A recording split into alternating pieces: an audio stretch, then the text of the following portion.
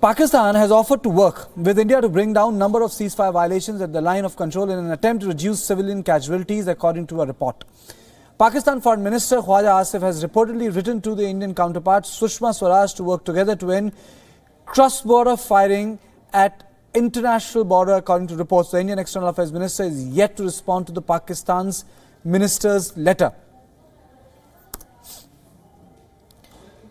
Pakistani minister also accused India of including in repeated ceasefire violations. Home Ministry data reveals that Pakistan violated ceasefire nearly 724 times along the line of control until October this year.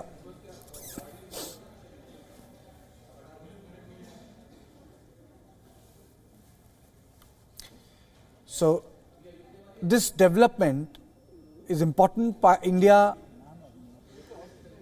is being asked by Pakistan to work a mechanism to reduce ceasefire violation and the tension on LoC.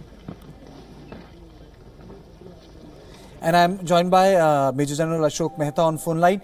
So my question to you is the request from the Pakistani side asking us to work a mechanism to reduce tension. Is it because Army is doing a fabulous job hunting down the terrorists there, going by the data which has been put out by Ministry of Home Affairs, sir?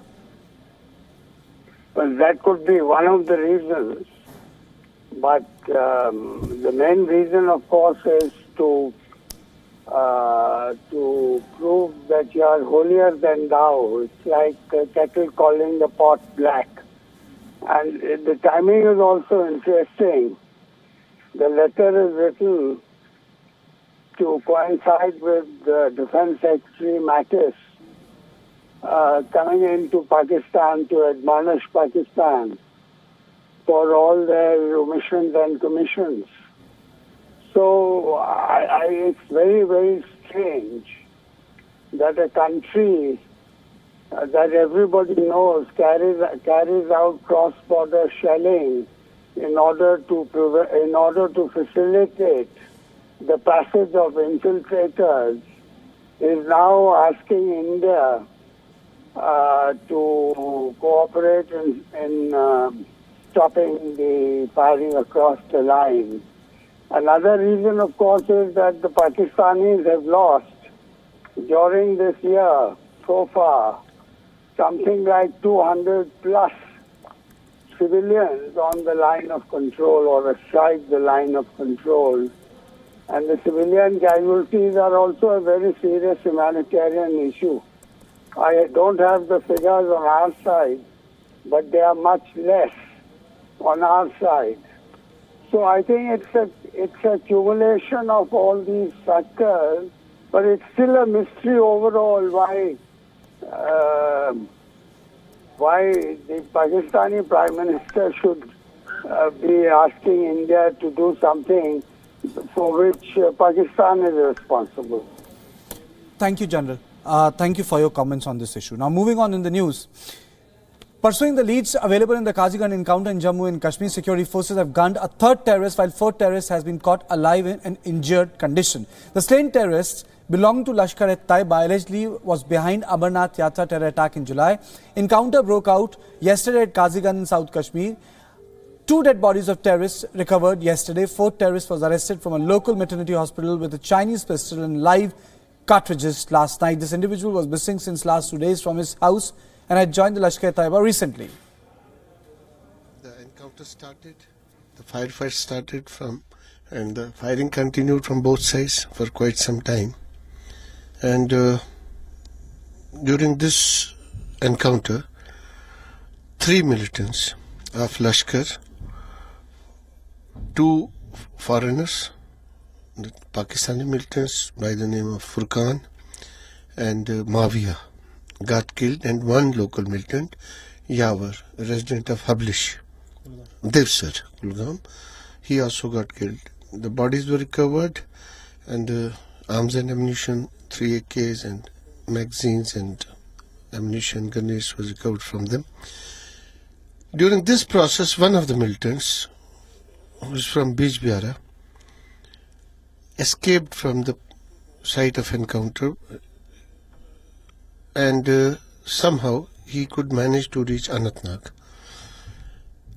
After receiving the information that some militant has reached Anantnag hospital, we managed to arrest him alive.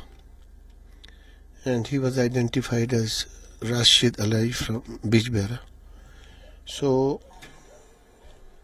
to sum it up, 3 militants of Lashkar were killed and 1 militant was captured alive. This was a very important operation because the militants involved, 2 of them, Yawar, Mavia, both were involved in the Amarnath Yatra attack. If you recall my press conference of 7th August, I had named Mavia and Yawar, and now one is out still, Shukur of Lashkar, who was also involved, but he is still managing. So, Furqan was nominated as divisional commander of Lashkar after we eliminated Abu Ismail. So, great success, and again we stuck to our word, and the militant who was with arms and who was part of this gang, he was caught alive from the hospital premises. So